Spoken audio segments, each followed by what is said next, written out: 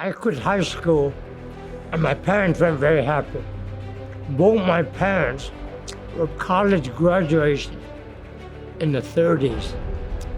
My father had a master's degree in business from Harvard, which I didn't know until after he died. So when I quit, he didn't talk to me for a couple of years. Both my sisters are college graduates, and here, their only son, to carry on the family name, quit high school. If you want to do something and you enjoy it, go do it. Good or bad, once you start, you gotta keep going. You can't give up. When my first ride in my top fuel dragster, I ran off the end of the track because I couldn't find a parachute handle, a brand new fuel car. That ended my driving career, and I hired a guy called Prudhomme, and I guess we went on to kind of make history together. With Prudhomme, our car was really fast, and I guess we got spoiled because we hardly lost. So that kind of set the stage for, I guess, what we got used to and liked. We didn't like to lose. It drew a bigger crowd about every Saturday night in the early days. I'm talking about now, 64, 65, and we all love racing there. I don't consider myself a legend. I never thought they would write a book about me. But they came to me and wanted to do it, so I said, okay. And so far, it's been accepted pretty good. Looking back, I'm happy to been there and done the things that I did way back when, and how it all worked out in the end. As a kid, I guess hung around with the right guys, wrong guys. And I liked it, and I say the rest is history. Thank God we got there. You know, driving that oxygen tank around Roland was kind of embarrassed for that. A couple times I called and say, hey, you coming out to Plum this week? I don't know. And if you know Roland, he never cussed. Once in a while. And he just hated that effing oxygen tank.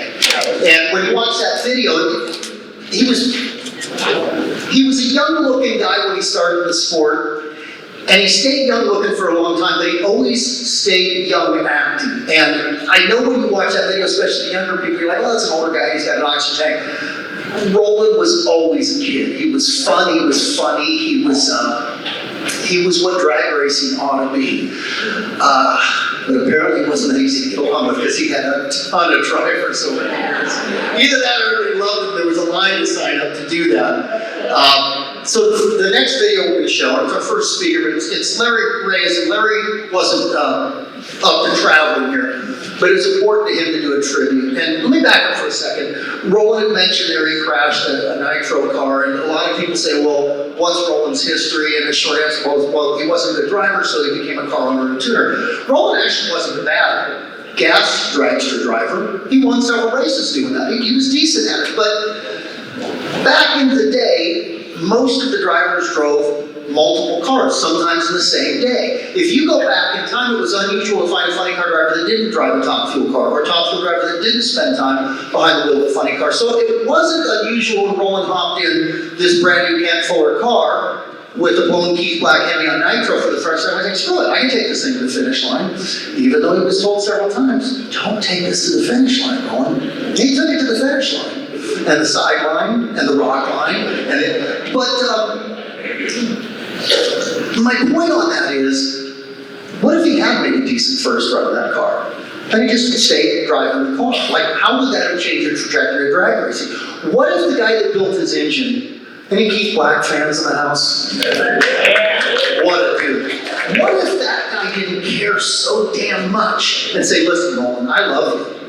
You ain't getting back in that car. What if Black hadn't been involved a year or two before with the car that did its fair share of wins and Greer Black and that guy car? What if he didn't say put Prudhomme in your car? Like, how much did that start moving the needle on drag racing, launching drivers' careers, putting Roland in the spotlight? And after a few years, he thought, you know what, this funny car deal seems pretty cool. I want to give this a try. And the first guy he put in the funny car, well, that didn't work out too well, but here's going to be our video from Larry Reyes. There's a lot of Roland fans, you know, Hawaiian fans, and we had a good time back there.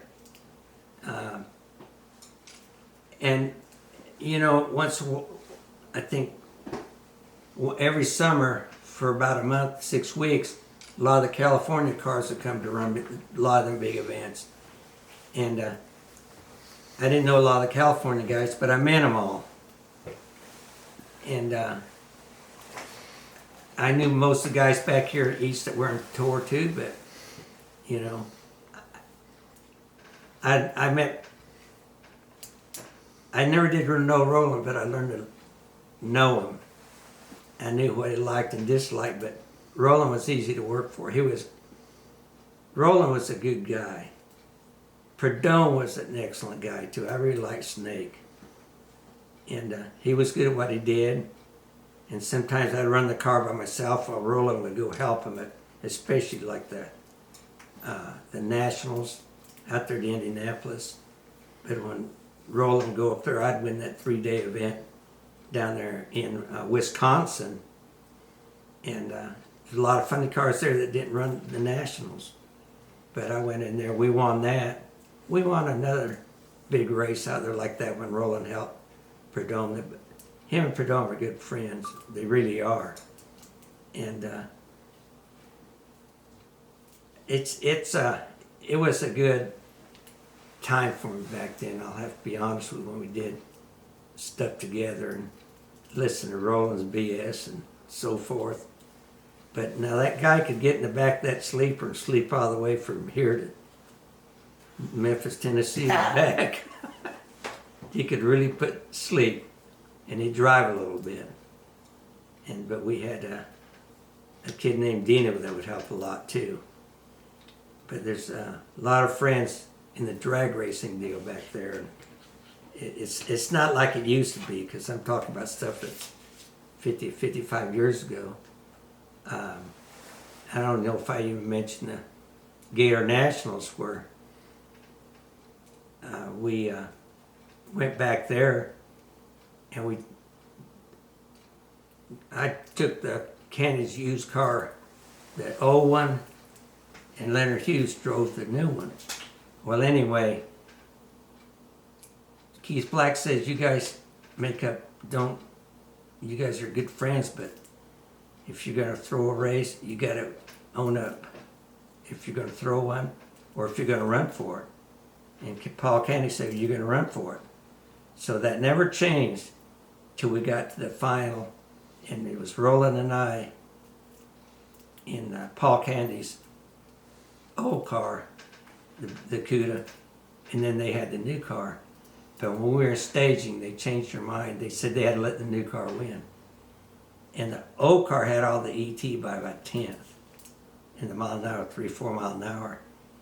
And I really thought that car would go in the 6s. I really did. But I had to shut it off early. But that's you don't forget some things that happen when you lose a race and it's your fault, or something that let someone else win. But I still have a lot of memories. And you have a lot of memories on who you raced back then. And sometimes you don't remember as you get older. But I had a good time, good life. Roland and I went to a lot of nostalgia stuff here in the South, St. Louis and Kansas City and all that in later years, and we always had a good time. And but I'd do it again if I had the chance to do it again. I'd have done it again. I really enjoyed doing what I did and the people I met. But won a lot of stuff that I won with the other car before the next year, but sometimes we make, even with Roland's car, we make sometimes some of them crazy races out there in bad tracks. You know, we won $5,000 in one day sometime. And that's been a long time ago, 50-some years ago. But made money doing it, had fun doing it, and I'd do it again. A lot of memories. I keep repeating that, but there's a lot of memories. And a lot of people from NHRA, Jim Edmonds used to fly out and stay with us about a month, and he used to be one of the photographers for NHRA. It's so much different now. And I hate Roland passing on like he did, but because, you know, you sort of miss some of your friends, and Snake has really backed Roland on some of these projects he's done, and he's helped with Roland's last probably year or two of his life. And I saw the friendship that him and Roland had. Winded up. I saw at some of the nostalgia events. How about the last time you saw him at the Nitro Revival? I saw him there and saw a lot of the older guys, and it bothered me to see him like he was, because he was a pauper guy. We'd go down to the pits and everyone hollered Roland. Yeah. Some people didn't know him were hollering at him. Tell me how you met Roland. Okay, I met Roland right there at Keith Black Racing Engines. But I just showed up, but I came in from Memphis, Tennessee, get ready for the manufacturer's race. And I went to get some parts, and I was going to go back in the building because 10 or 12 funny cars were in there, which I knew all of them because they were from back east and all that. But they were Keith Black customers. But as I got ready to close the door of the truck, I saw Roland coming out the door. And he came to talk to me and introduced himself and all that. And I said, I know you are, Roland. Everyone knows who you are. And then he got talking about one sentence. We talked what he was doing. And he said, would you be interested in driving my car? And I said, I'd be interested, but I got a ride, and I know a lot of people are after that, to ride in that car. I've heard about it all the way back in Tennessee. Anyway, he says, no, I hadn't picked anyone, but if you want to drive it, I want you to do it. And so evidently the people in Keith Black's, because I heard it was Gene Snow and some other people that said, you need to get that guy out there in the parking lot to drive the car for you. So, you know, I told him I'd let him know a week or so, and he called me when I got back home, and he had asked me if I thought any more about it. And I said, yeah, I'll do it for you. And I thought maybe the change would be good. But then I went back, came back to California, and we got that car ready that he had. I think we had the chassis and the body, but we had to send it out for aluminum work and so forth. And it was I knew what kind of car it was. It was a Dodge Charger. But it was big, long, bulky, and it was big. And, but when we got it ready, we took it to, well, anyway, the car was detailed. The lettering was good. The colors were good. And it was a nice car, but it was big and bulky. But anyway, we went to Orange County, took pictures, and all we did was the burnout. But we had to be at Pomona the next day. So the car qualified number one, you know, because there wasn't that many cars. But by the end of the 2-day qualifying period, it was the last one because we couldn't get it down the track past the 8th mile. And Chrysler said you need a spoiler on the front. And Chrysler was helping Roland. So they worked all night and built a real nice spoiler. And it looked like a snowplow to me, but the first round of eliminations, the car would make it the 8th mile, but it started plowing And back then we didn't know a lot about, you know, we weren't as smart as we are now on fun cars. But the car, and I didn't lift because it was a race, and that son got away from me in the lights. And it spun around and it flew on him. I mean, I didn't get hurt, but I was disappointed. And anyway, had to go to the hospital, came back, and Roland said, we're going to build it again. Let me ask you, how about the new car? Well, we weren't getting a new car till we wrecked the one that was already new. But that car didn't handle or anything. And after I wrecked it, Logie was going to build a new one again. And I know they gave Roland a deal on them, but must have gave him the chassis and all that. But we had to get ready in 3 months because we were going to run that big race at Orange County one night, and then Irwindale the next night, and then Carlsbad. So NHRA decided you could build a Charger the size of a Mustang. Everything had to measure up about like a Mustang was. So the car got done. We got it together, but it wasn't painted or anything. We got it ready and shoe polished, and we ran it. Well, we didn't run it. We tested it at the racetrack, and then did what we thought was right.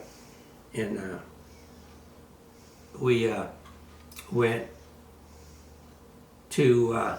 We were the first ones getting in the gate at Orange County, and we won that race. It was Irwindale. I'm sorry, it was first, but we won that race, and then we ran the freight train for another $1,000. And fortunately, I got out on him, and he couldn't catch me. So we won another $1,000 there. And then we went to Orange County the next night, and luckily we won that thing too. Won $2,500 that night.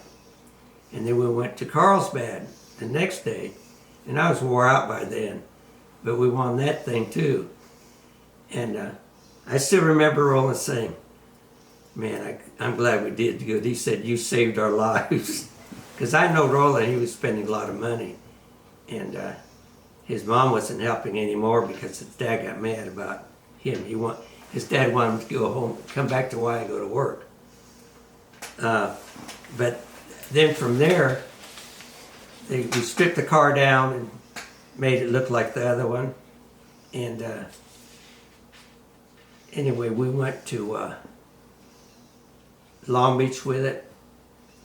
And I never did do good at Long Beach. And we tested the car for Logie at Long Beach too. And it was so tight for me. I didn't fit in it very well.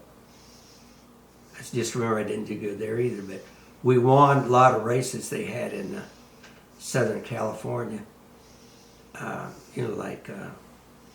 Shoot, I can't even remember the racetracks out there. It was so darn long, but we won a lot out there. If anybody wants the 2-hour version of that video, they're going to be available in the gift shop. That's a party gift. I'm sorry. Hey, I blew it. We got to start all over again because I was supposed to do the stewardess thing. And Rick, could you stand up for me, please? I won't embarrass you, I promise. Rick Lorenzen has assembled this building. What a shrine here. And Rick said, Jack, is make sure you point out where the exits are, just in case.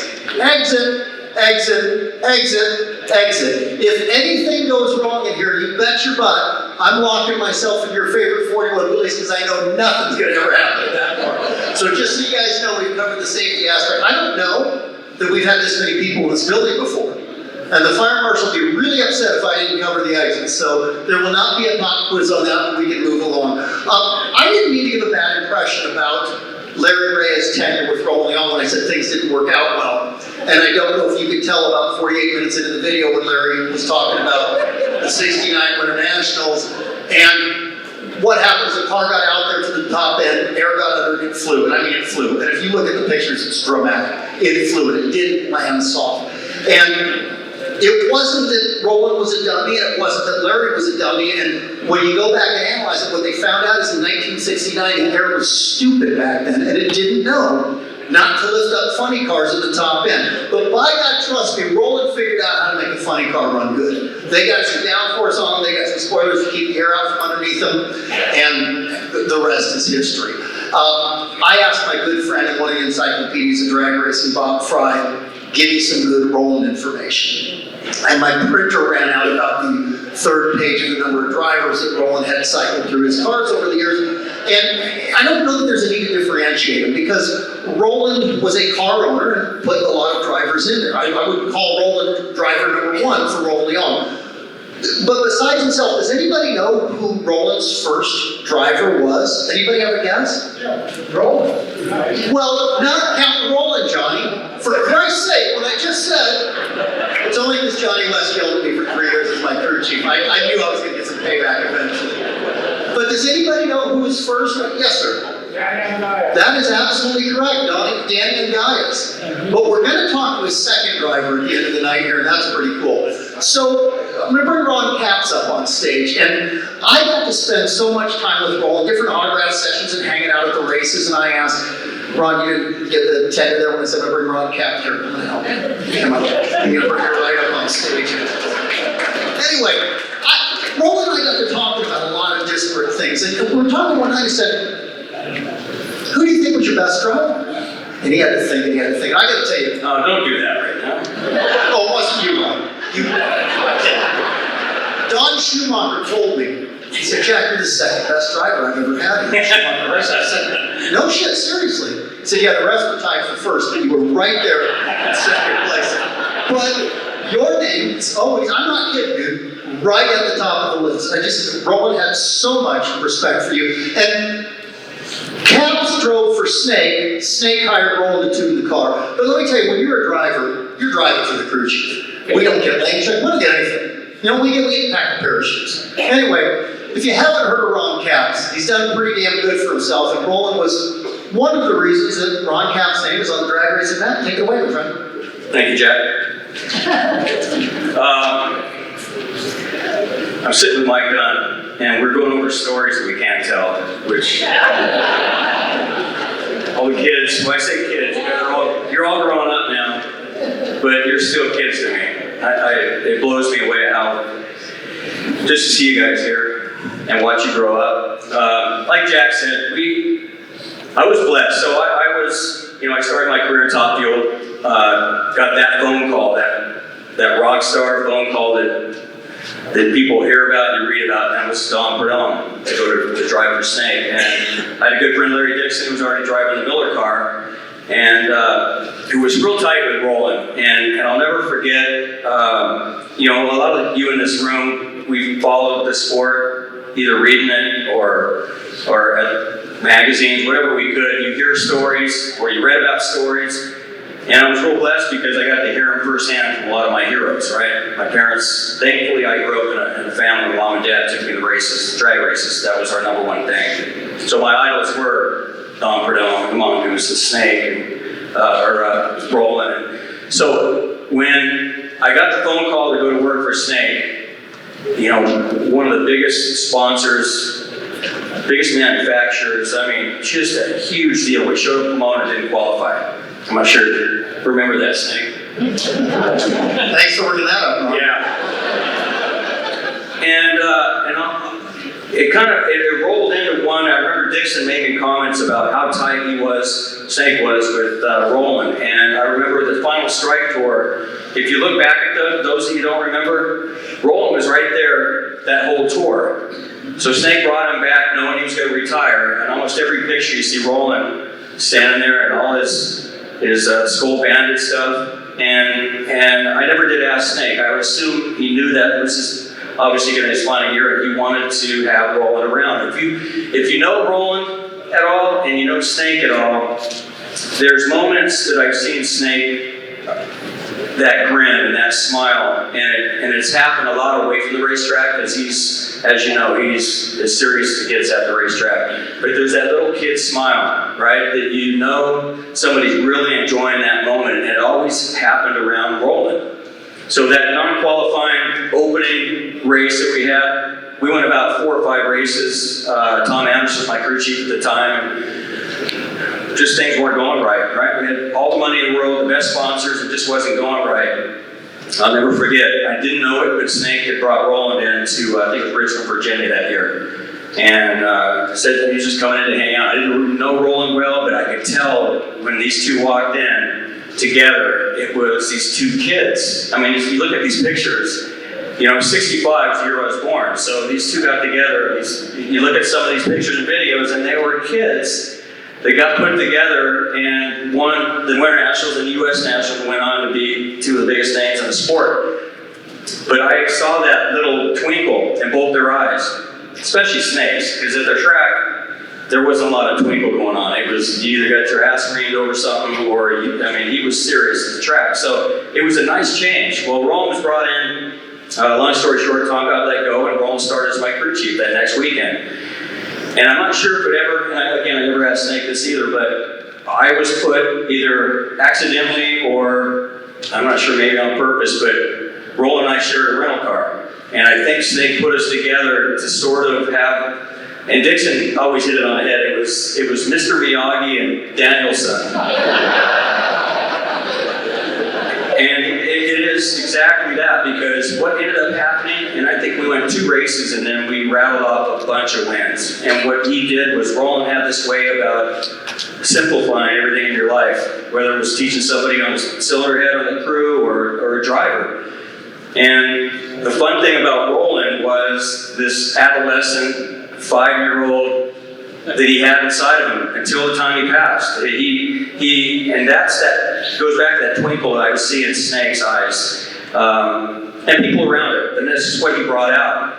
But Roland would always remind you that we were getting away with theft by getting a drag race for a living, and not to be too serious about it. Even in the most serious moments, final rounds of some of the biggest races, he would crack the most 5-year-old joke to remind you that we're having fun in life, right? This is, enjoy it while you can. You're trying to enjoy it. When you're in moments like that, you can't just say, I want to enjoy this moment right now. Well, you're in the final round at Indy. You can't enjoy that moment at that time, right? So, some of the funnest times I had was, first of all, I got to know every all-you-can-eat Chinese buffet on the tour.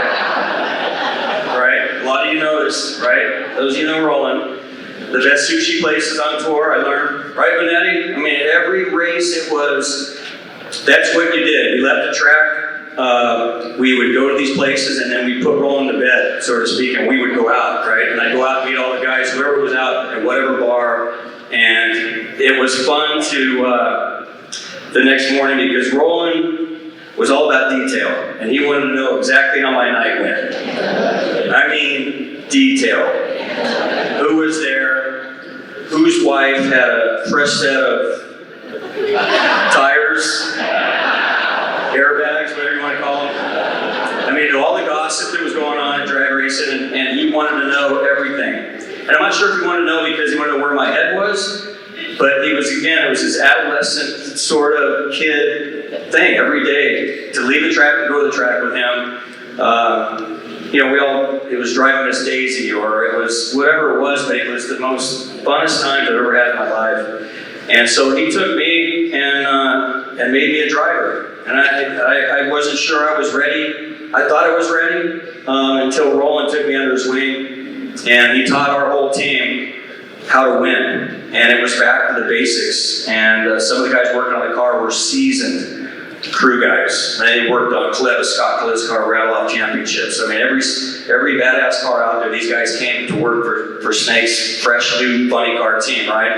And including me. And I didn't care which one of those guys, how many years they were out there. Roland brought them back to where we came together and we just started winning.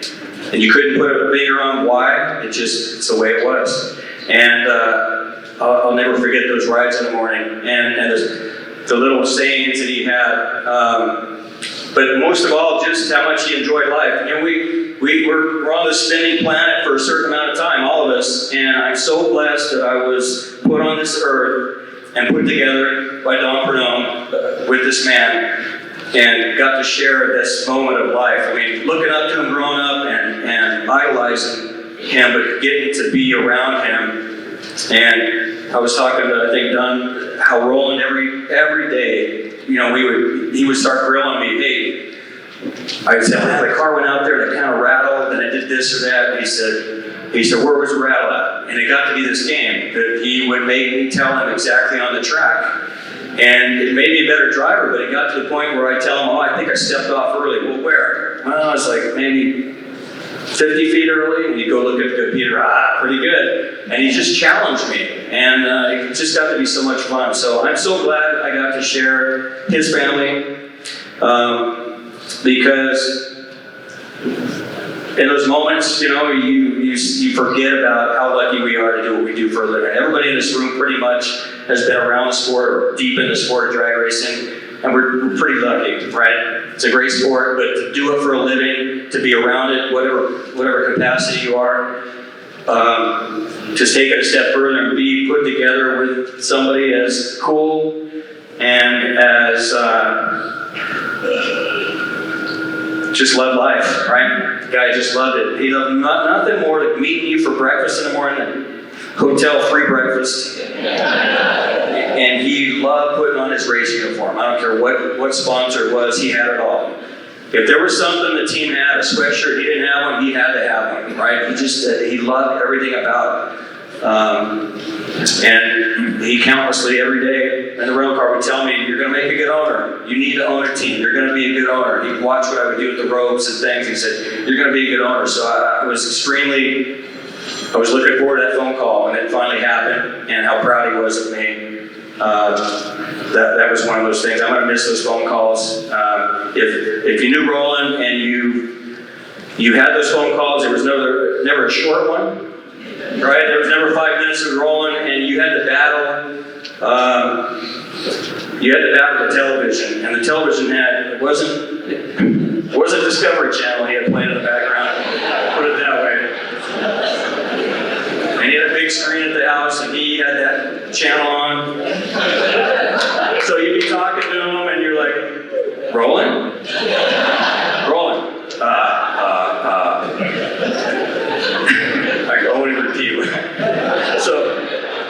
So I heard the stories, and then you'd have the phone call, and you could hear the screams in the background. You knew what channel he was watching. Anyhow, great times. And let me tell you, he would, and probably is, looking right now and blown away by this crowd of people that showed up. I mean, you know him, these people are here for me. And then he'd follow that with, no fucking way. Right? That was just saying. Yeah. So, Steve Levy brought up a great thing. He, like I said, he had great sayings, but one of his favorites and one of the things he said the most was, what comes around goes around. And he said it a lot. And a lot of things he said, he had this prophet that he had this thing about making you think about things, but that saying, I think, is here, right? Comes around, goes around, and this is the people he touched, the people that flew in for a night from God knows wherever. So many people travel. I asked Jack Beckman if I get up and speak early because I wanted to follow the sling of guys that are going to get up here and talk and really tell the good old stories. I was blessed to come around and be around Roland at a time that I did in his life as well. But I'm looking forward to hearing some of the old school stories. Donnie, Galvin, Mr. Gibbs, of course, Snake. So I'll just leave it at that. What comes around goes around. Roland, so blessed we got to spend the time with him. Okay, Ron, so we got a sweepstakes winner. Whose cell phone went off over on this area of the room? Because that's going to be the person that's going to have to point out the exits to the rest of you folks when we go there. All right, if we're keeping score, the swear jar, Ron Capps won. The good news is, Couch hasn't come up yet. Good news for you is Dunn's coming up after that. Dunn, I don't know what Snake's going to do to the over-under on you. I have no idea. Probably not the last F-bomb we're going to hear today. Hey, Mr. Gibbs, can you come up and take it over from here? Steve Gibbs was not a driver. Not everybody can be a driver in this sport. Some people actually are smart and have talent. The rest of us get a helmet and fire suit. They strap our dumb asses in the car. Steve Gibbs is the type of person, he's just the glue that holds things together. What he did during his tenure at NHRA as a competition director, what he did with the events there, what he did when there was injured racers out there, the type of person that he is, I consistently say, just one of my favorite human beings on the planet. What he's done for the nostalgia movement, which not only fostered a new generation of race car drivers, but it really brought all you legends together and said, hey, there's still a platform, there's a place for me, there's somewhere I can go and hang around people that remember my name. It's Richard frickin' Tharp in the second row back there. Jesus Christ, what a room of hitters here.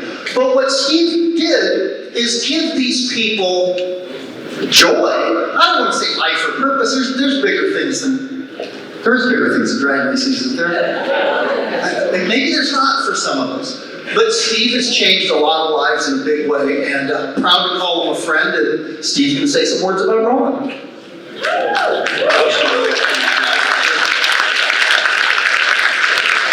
definitely appreciate those kind words. It's an honor to be included in this group of folks talking about Roland tonight. And a lot will be said about the races and the cars and the drivers and the things that Roland did. But there might not have been a Roland Leong legend without one person individually, and I'd like to talk about that person as much as will be said about Roland tonight. And I would like to pay my respects to Susie and all the Leong family.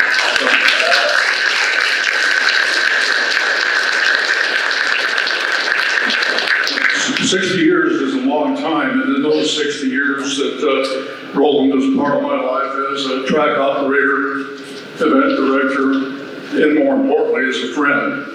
There was much that Roland did away from the racetrack that will never probably be appreciated because it was, again, away from the racetrack. But I'll tell you a little story. Roland, when he was a young man, and I got this information based from Wally Parks.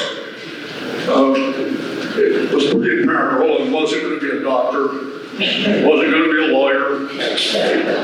I mean, he was going to be a racer.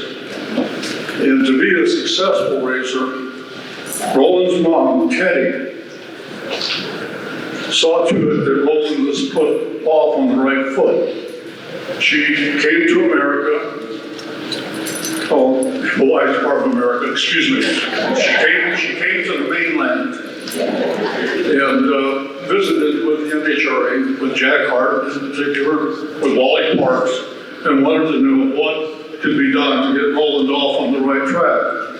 And they did. They guided her and introduced them to a couple guys named Jim Nelson and Billy Martin, the dragmaster. It was an apprenticeship that Roland served that got him off on the right foot. And I think Roland would have probably made it, but I think those early moments and the guidance that was provided by Teddy Leong, she's a hero. Teddy was a great lady. I mean, she was Roland's biggest supporter. You'll see her in the pictures in the early races, and when she could, she came to Hawaii. But again, much will be said about Roland, as rightfully so. This is his night. But I just think we need to pay respects to Teddy Leong for getting her son off on the right track and creating the legend that Roland became. I'll be brief. A lot of people have to talk. In closing, I'd like to thank Rick Lorenzen for providing this wonderful place to have events like this. And again, it's been honored to Roland for a long time away from the racetrack, and it's with the utmost respect that this night belongs to him. Thank you. Steve Gibbs.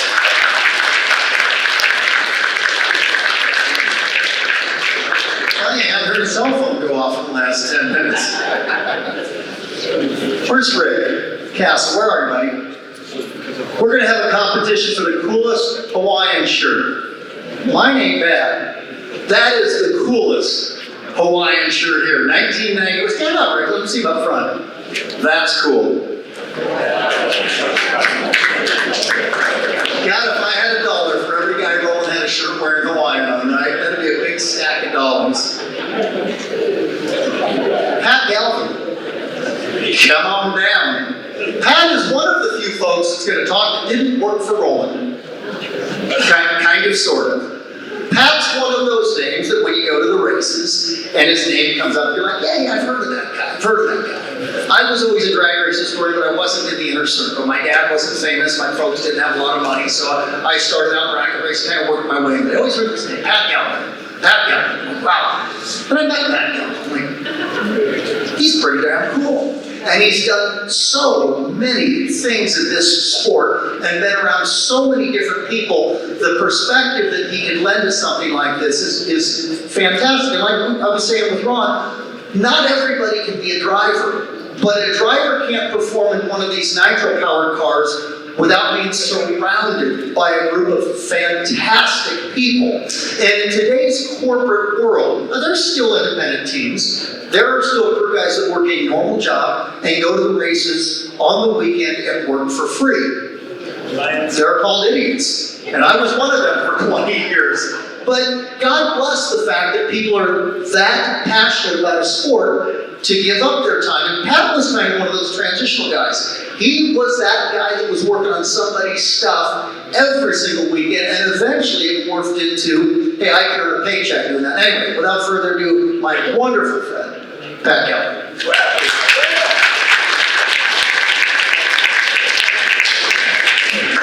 I was telling Jack that Roland in 79 or 80, Mike and Roland were racing in Australia.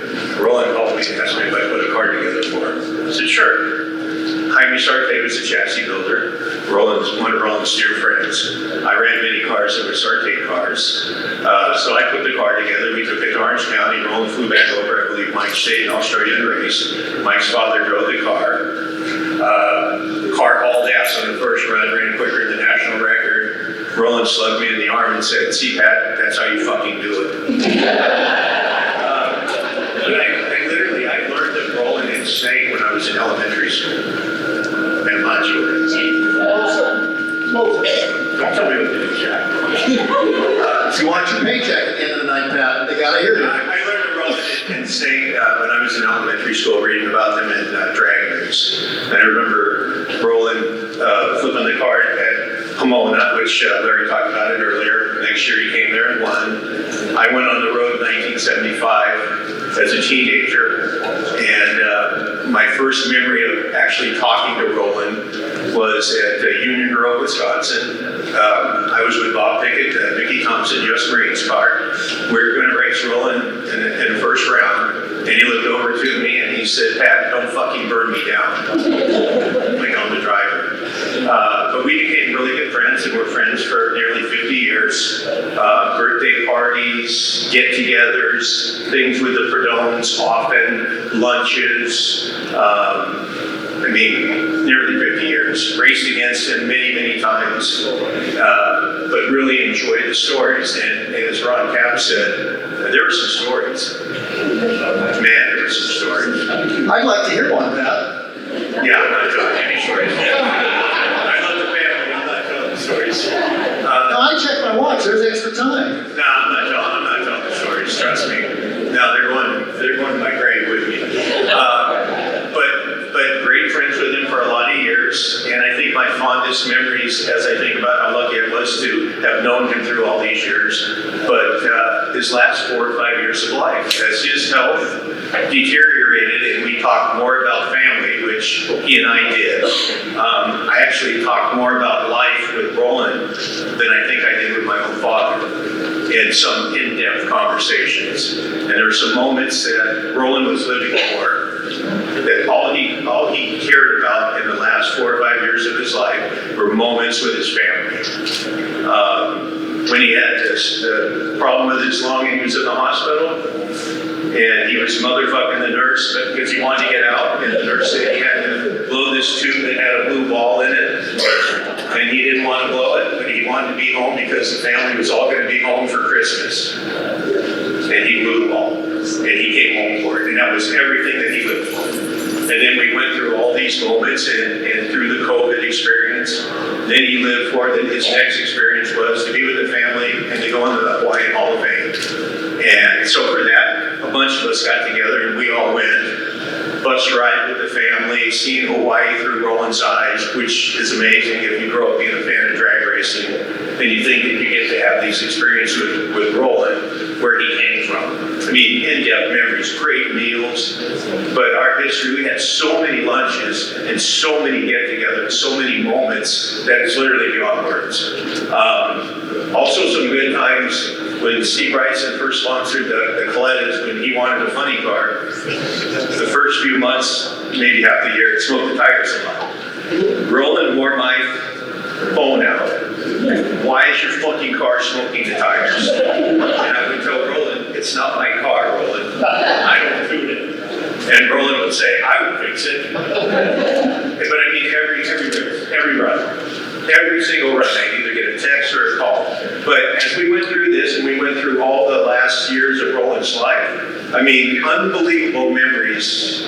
Going to his house, ironically, Snake would always joke with Roland and say, where do you want to have lunch? Of course, we always go to the same place and Roland couldn't eat. But that was always part of it. And Snake and Lynn, I mean, what amazing friends you guys are. My God. The people that you guys never know, and I've watched it through, because there was a core group of friends, Billy Bones, the Mongoose, Snake, all these, and Roland. Every time someone got sick, Snake was the guy that was in the hospital room and nobody could get in. And so I got to experience all of these years and listen to all the stories. Some of the stories I knew, some of the stories I didn't, but, you know, Roland was always funny telling them. But, yeah, that's my memories of Roland. Fantastic guy, loved him to his last day, and I'm sure he's thinking about this right now, going, I thought there'd be more people. I did, thank you.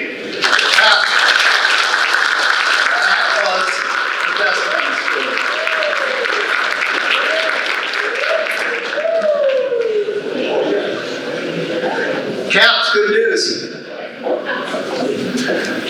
You're out of the F-bomb race. Now sitting in the number one position, score is 4, Pat Galvin. Donnie, you want to warm up for this, or you think you're up to the task? Donnie Couch's going to come up next. Donnie and Pat have a lot of parallels in their love of the sport, their pursuit, where they grew up, the tracks they went to, some of the same cars they worked on, have to ask 4 times to come up to state before they finally react there. We're going to work on that later. And Donnie's was another one of those guys. Donnie Cash, always heard his name. This guy worked on Mongooses' car, worked on this guy's car, and his stuff always seemed to be in the winner's circle. The coolest thing is when you go back 50 years and you start looking at these pictures in drag news. God, there's handsome faces on a whole lot of those pictures. And the other thing that you and Galvin have in common, both super soft spoken. And Donnie's only threatened to punch me 3 times today. You think I'm kidding him? I'm absolutely not. And he probably at some point might make it 4th. We were talking back there. I said, give me the elevator pitch on how you tie into coming up here. And you talked about you as a 12-year-old. I'm going to lob into softball there because I thought that was a cool story. Take it away. Donnie Couch.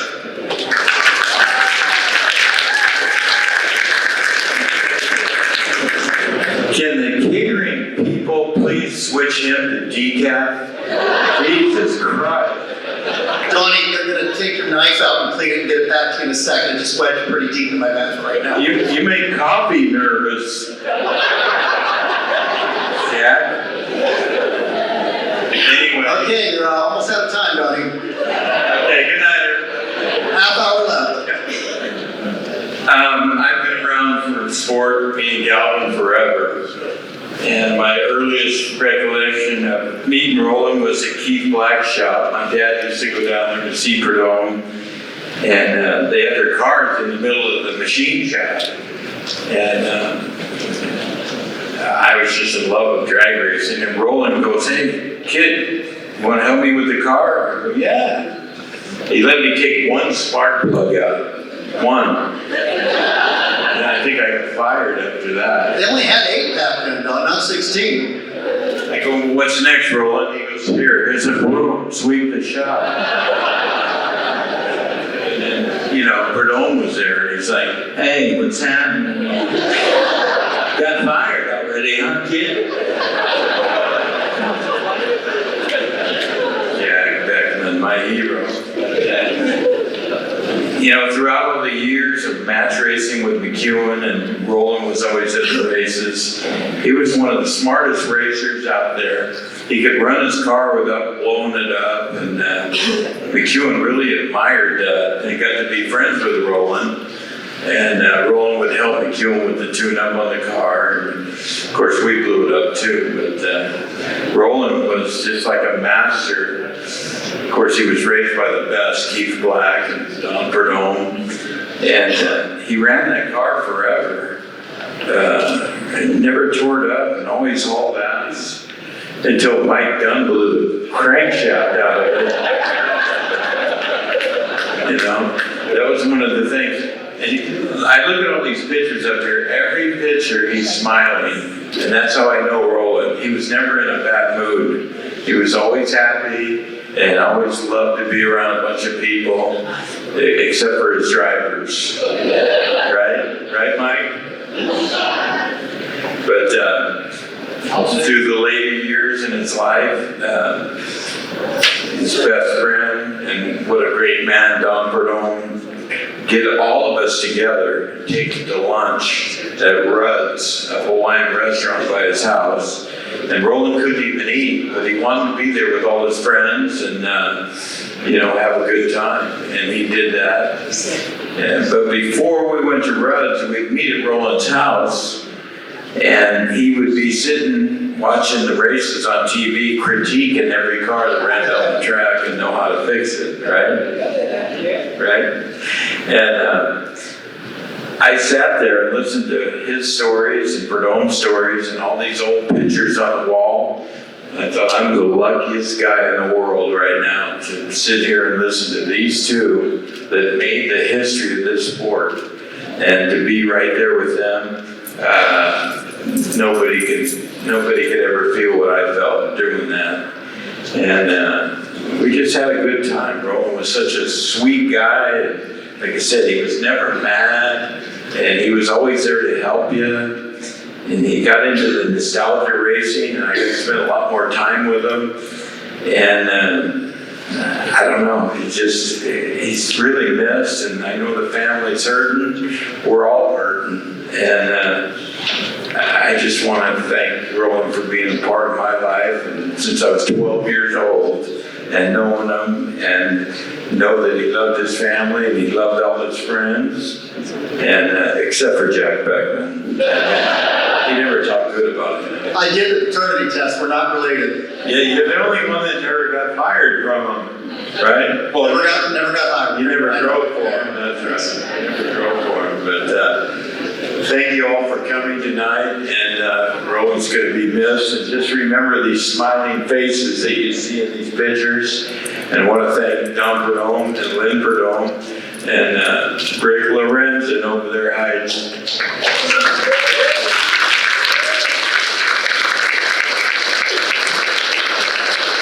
Rick, you've done a great job putting this all together, and we have a place to meet, and it's sad but true, it's funerals and stuff, but it's still great we get to see all these faces out here, and thank you, Rick Lorenzen.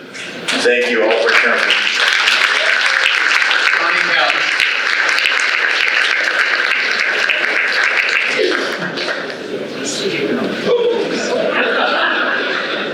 I think Donnie nailed it there.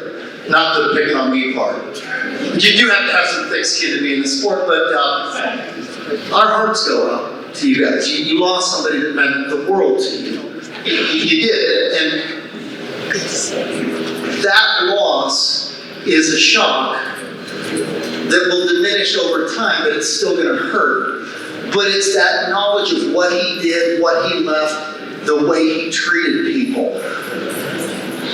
To know that you share DNA with a man that changed so many people's lives for the better, that was an integral part in a sport that he loved so much, and it loved him back. The sport truly loved him back. The fact that he stayed out there to the nostalgia dragster that hauled ass, by the way, it really ran well. I always say, if you're a hardcore baseball nut and you get a chance to go hang out with, pick a person, Derek Jeter, or way back when Mickey Mantle, and it turns out they're an a-hole, it doesn't diminish what they do on the field, but it kind of changes the way you frame that person, the perspective of who they are.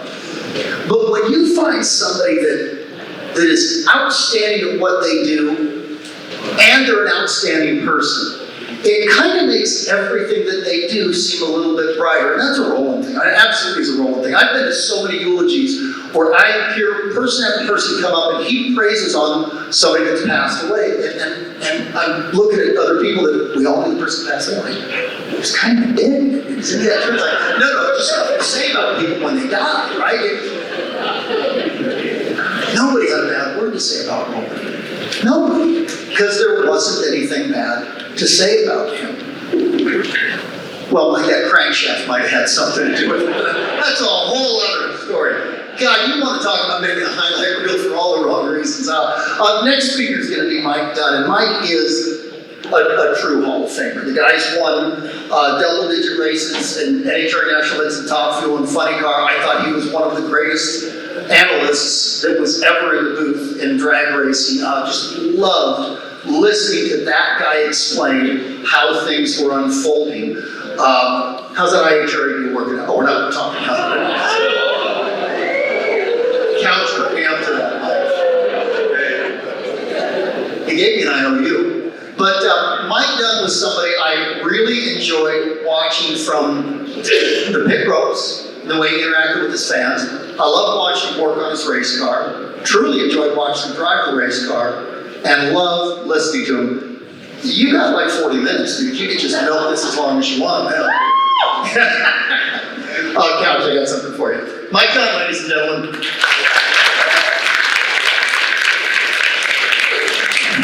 Thank you. Yeah, we talked about all the stories with Roland, and obviously being working for him for 7 years, I can tell you a lot of stories. A lot of them we don't want to tell, but there's definitely, Roland was unique. But I want to go in a little bit of a different direction tonight, because we're going to hear a lot about the stories. But I want to go and talk about what Roland meant to me and my career and my life, because that 7 years was something special. Now, Bill Parcells, he's a famous football coach of the New York Giants, who took a couple Super Bowls, coached the Dallas Cowboys, the Jets, a couple of other teams. Very quotable guy. And I'd say one of the most quotable, second maybe only to Yogi Berra. One of the quotes that he says that I like, maybe you've heard it, he says, "You are what your record says you are." Because that makes a lot of sense. Drag racing, it's all about records, you know? National records, track records, speed, ET, you know, win, losses, everything. Obscure records, first to 200, first to, you know, God knows who first to 200 is, because you got three old guys arguing about that, the Greek and Connie and Garlis, and, you know, and the words of Brian Wilson, God only knows who actually did it first, but when it comes down to records, then you got the obscure records. The one I like is, you know, the guy that, first guy to win in the funny car, in the Remembrance funny car. That was my dad. And that record is going to hold to be the only guy to ever win in a Remembrance funny car, which makes that something special. Those are the special records that you get out there. And unless they change the wheelbase restriction in a funny car, nobody's ever going to be able to drive 125 inch funny car, let me tell you. Yeah, because they are tough to drive. Another obscure record, you know, the first guy to run a sub 450-second pass at over 330 miles per hour in a quarter mile. I've heard of 90% nitro. That was me. Nobody else knows that stupid record out there, but hey, we're all about the records, aren't we? In fact, I sent Louis Bloom an email one time. I said, hey, we might want to use this. And he took one look at it, and he sent it straight to the trash bin in record time, he said. That's my claim to fame. So you are what your record says you are. So my record on the track and roll was less than impressive, as Donnie kind of pointed out with the crankshaft blowing out and everything else. So I started in 1977 as a crew member. Started driving in 1980 with Bill Schisty's Bear Tap Shaker on the Match Race circuit. Roland brokered that deal to give me some seat time to see if I was going to be able to step up and drive his race car, which is ultimately what I wanted to do. Drove Bill's car after Indy, finished out the season with Roland, had a couple of match races, did pretty good. Roland says, in fact, the first race is in Orange County, and he says, oh, let me tell you something. He says, if it goes out there, it picks the front end up, just pull it in high gear, go down the track, and everything will be fine. And sure enough, the final round against my dad, goes out there, picks the front end up, pulls the thing into high gear, drops it down, and go out on low 18 top speed and win the race. So that kind of, and beat my dad, you know. For once, I kicked his ass. Got enough ass whoopings in my life, but that was a good one that went the other way. Anyway, not that I got any issues with that. The therapist will be talking to me next week after this, I can tell you. Couch will throw in the first dollar. So anyway, I got the ride for 81. By the way, Colson went out there. We ran the final race at Ontario Motor Speedway, the World Finals. Colson wins the race, beats Brandon Beal of Blue Max in the final round. Ran really well, finished third in the points. So they hired me. I started in 1981. I go out there, I raced for 4 years. Got 1 win, 1 runner-up, no top 10 finishes.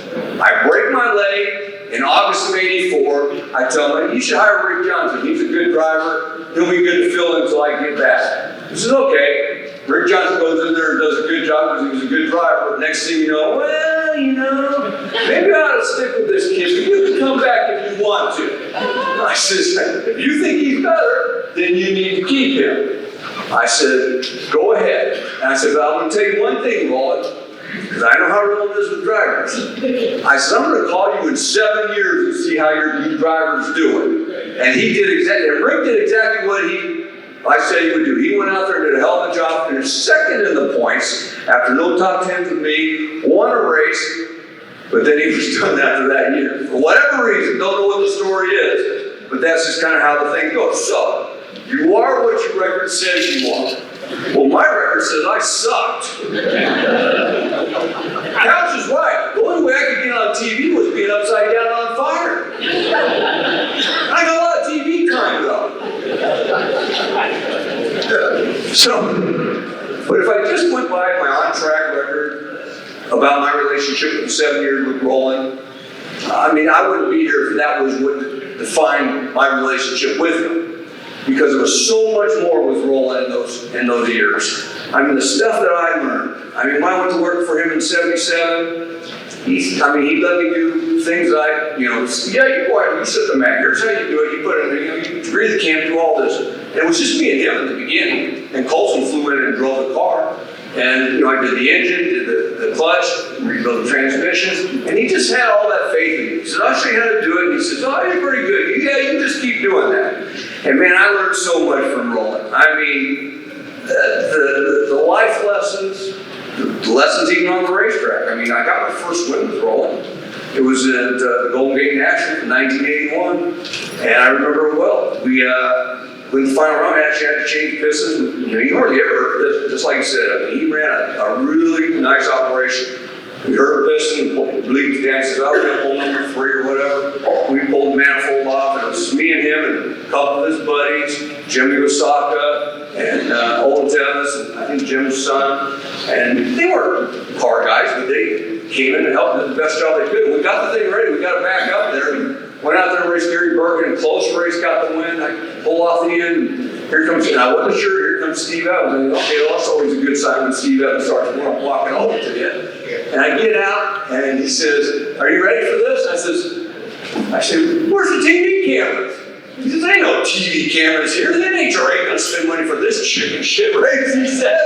I said, thanks a lot, it's my first national event win. So he says, well, you want to do it? And I love Steve Evans. I says, yeah, I want to do it. So we did the interview over the PA. And I learned like forced it. Never turn down an interview. Trust me, if you can get an interview, you take it. And it turns out, even though it wasn't televised, that win, you always remember your first. And Captain talking about racing, it's not the other stuff. You always remember your first. And winning with Roland was so good, and it felt so good because Roland was fun to work with. I mean, he was, I always wanted to do well with him. But it was pretty much downhill after that. And I got my first win. I got my first crash in Roland's car. I got my last crash in Roland's car.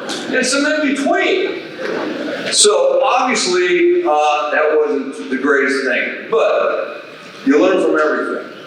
And the one thing I learned from, well, a number of things, but the life lessons that he taught me was have fun.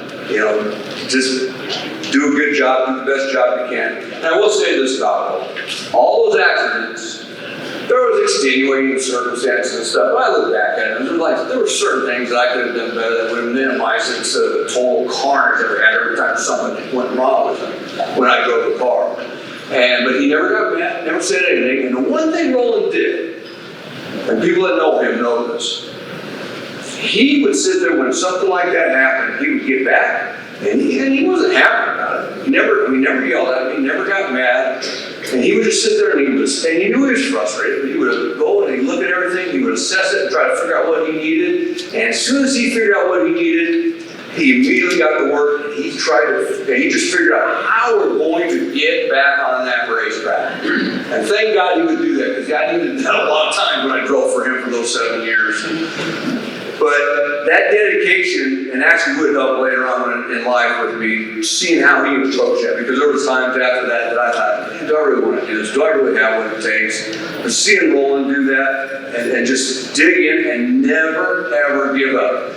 We're going to find the resources. Sometimes we had a backup car, sometimes we did. Sometimes we had to go buy one from Steve Kristen and go out and drive a car that didn't fit me, but we did whatever it took to go out there, and he would make that happen. He was also a perfectionist. Liked the stuff always really nice, always clean. Had to be perfect. And he did that with his tune-up, just like Donnie and Pat said. His pistons, they had to be perfect all the time. He sat there and he massaged that thing, and he would sit there, and if he heard a piston, he was pissed. We ran 1 year. We ran the whole season and heard 9 pistons. And he was, see that I only heard 9 pistons. Couches heard 9 pistons in a run. I've got more than that, and I got enough video. He said, he bragged about it. I said, 9 pistons. I says, are they going to write that in the record books? Roland ran all year, only heard 9 pistons. Donnie, on the other hand, I don't know how many parts he heard, but he won 9 races in the championship. He's going to be in the record books. Roland says, you got to do what you got to do. He says, and his whole theory was, when we were on a budget, he says that you gotta go to the next race. If you're not there, you can't win. You have no shot. And eventually, it's all about winning. And he was a master at doing that. Yeah, and when you talk about perfection, the drivers he had, as drivers, we all tried to be perfect. I used to, as a kid, I'd watch the snake, and my dad. And they would do everything perfect, from the way they started the car, rolled it in the water box, did the burnout, perfect throttle control. None of these sissy throttle stops, right, Snake? You had to control it. The track conditions were always different. Snake always did that thing perfect.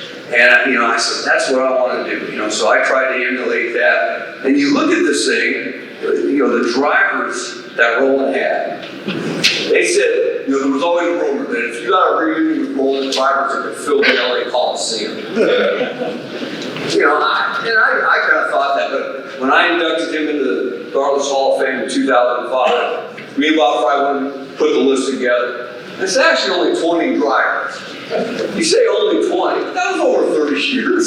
That's ain't as many as I thought. But when you talk about perfection, especially from a driver's standpoint, listen to this. You had our guys, obviously the Snake, Mike Snively, one of the best. You saw her from Larry Reyes, Butch Moss. They all won national events with Roland before 1972. So by the time I got there in 77, Roland was already a legend. And the thing I didn't even realize when I first went there, I was 20 years old when I started with him. Roland was only 32. And yet he had lived so much in that short amount of time, and it made him a living. I mean, he won a lot of races with a lot of great drivers. I mean, you throw some Mike Sorokin and Pat Foster, Larry Arnold, Gordy Bonnet, Bobby Rowe, Ron Colson. I mean, those are some great drivers. But like you said, when I asked him who was the best driver you ever had, he didn't hesitate with me. He said, blind cats. No doubt. And I kind of got blind cats. Jesus Christ. I spent 7 years and went upside down on fire all that time, and I got to hear blind cats is the best driver out there. For God's sake. But then I start thinking about it.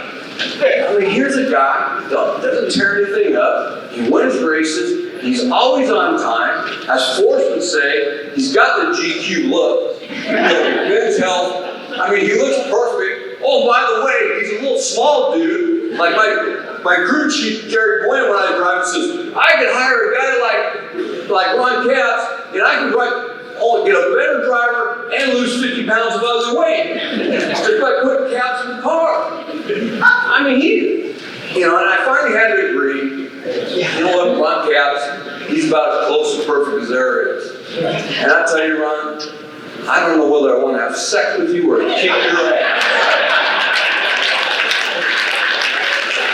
All right, there's all of the above, I guess. By the way, Dave said I should kick your ass. He says you always do. I don't know what he's talking about. But Ron, I'd say here, I mean, Cap's done a fantastic job. And we're all proud of you. I know we're super proud of you, and rightfully so. So, in the end, I wanted to keep this short. That's why I brought it up. So usually I just come up there and I wing it, but I want to make sure I said what I wanted to say and get across how I really felt about my relationship with Roland for those 7 years. And when it's all said and done, the only thing I can come up with is Roland is loved. Now, before anybody says anything, I already heard my old man in the background saying, don't be such a pussy! Sorry about that. My therapist will hear about that. But it's true. Think about this. Roland Leong loved drag racing more than anybody I know. Period. Non-stop. I mean, full stop. Period. Now, you can sit there and say there's got people out there that loved it as much. I mean, Forrest and Connie, obviously, they love it. And we all love drag racing. I love drag racing. I made my whole career on it. I never had a job outside of drag racing. Even when I didn't have a ride, I worked in machine shops that were run by drag racers. So I never filled out a resume in my entire life. So I owe everything I have to drag racing. But I can't hold the candle to what Roland. I mean, Roland truly, truly loved the sport. Then he talked about his friends. Roland loved his friends. And it's true. When I went to work for him in '77, it was $125 and all the rice you could eat. I thought, Jesus Christ, I grew up in Southern California, man. It was Mexican food and meat and potatoes. I don't know what the hell all this rice was, but his deal was, and there was a method to his madness. Didn't realize it years later. If you went, when you went to the restaurant, he would pay as long as it was Chinese food. If you wanted something else, you could go where you were buying. So God knows I ate a lot of rice. But every once in a while, he'd mix it up and throw in Japanese. More rice, Jesus. But he did that because he wanted to be with his friends. He wanted to be with his crew members. He loved that conversation. That's one of the things he loved about the sport. In my later years, we would always talk and tell the old stories. I mean, he loved the stories. Now, I'm trying not to swear because, what's the record for? Cap said it was okay. Cap said it was okay. Okay, good. Thank you. So, Wait a minute. You mentioned wanting to go out on a date with Ron Capps. You're afraid to drop a cuss word here. I just want to clarify. Go ahead, Mike. I just said I wanted to have sex with him. I didn't say I wanted to fuck him. Shit, I said that out loud. Damn it! Well, you're up to 2.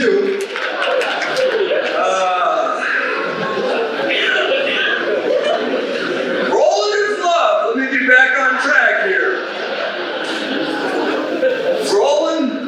Loved his family.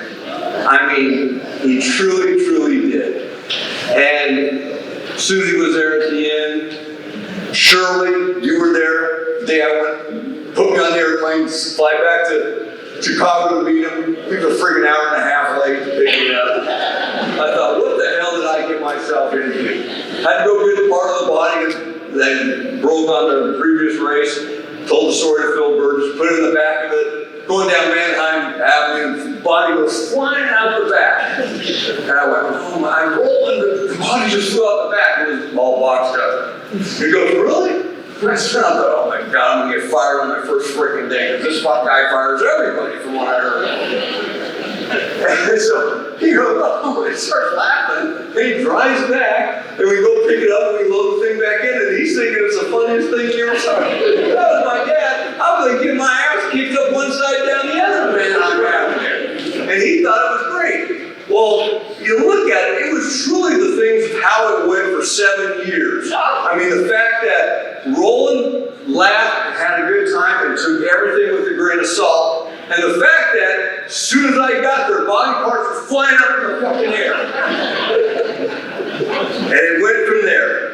But his family, Lani and Londa, I mean, he always talked about his girls. Lani was my pal. She went on the road, and it was just a good time. And he wasn't perfect, not a star, but he truly, truly loved. And then my wife, Sandy.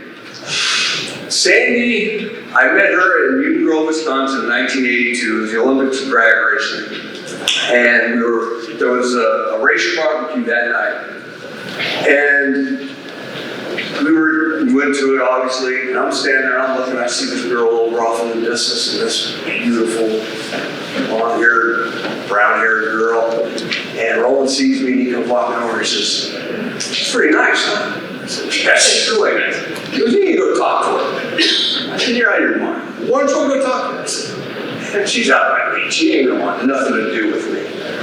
Roland says, wait right there. He goes over there, and within 2 minutes, he's got Sandy coming over there and talking. He says, hey, Sandy, this is Mike. Mike, this is Sandy. And I'm paraphrasing something like, you guys just go have a good time, figure it out. So on our first unofficial date, we hung out, we started, getting along, talking and everything. By the end of it, she told me, you're the biggest effing jerk I ever met. Now I had to clean that up, because otherwise Sandy would kick my fucking ass. So I thought, when I heard that, I thought, wow, she's a pretty good judge of character. I gotta go after her. So 6 months later, we get married. Roland was in bed, and my dad wouldn't go if my mom went. My mom would go if my dad went. And I said, fuck it, we're just going to Vegas. Let's go.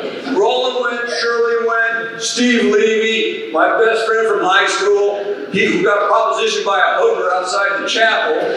Didn't even know. She comes up and says, what's going on here? He says, oh, my best friend's getting married. She goes, oh, really? She says, I'll marry you for $200.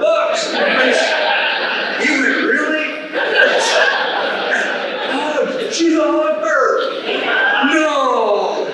It was a first-rate operation. But the one thing I'll never forget, the whole wedding cost like $160. Sandy laughed through the whole thing, and rightfully so. But the one thing that was great was Roland, who's been known to be pretty tight with the buck. He went out and paid an extra $30 for the flat floral package for this guy that got up there and gave us speed. What an Elvis impersonator. I drew the line there, but everything else was something. So 42 years later, we're still together.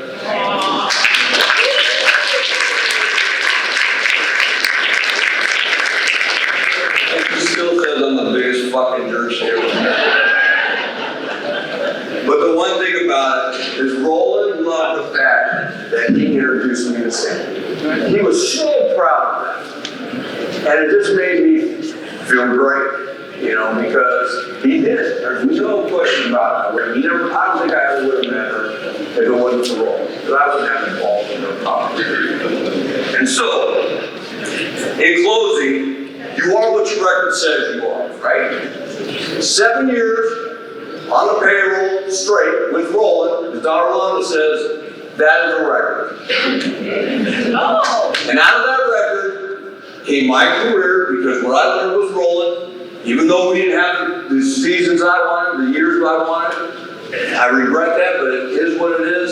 I went on to have a decent career, spent 14 years on TV. Roland was always proud of that. He always was proud of the job that I did, which made me, again, having Roland proud of you, Caps, you would know. I mean, there wasn't nothing about it. And because of that, I had the life that I had. And I wouldn't have had that life without Roland. And for that, I will always love Roland Leong. Rest in peace. Mike Dunn.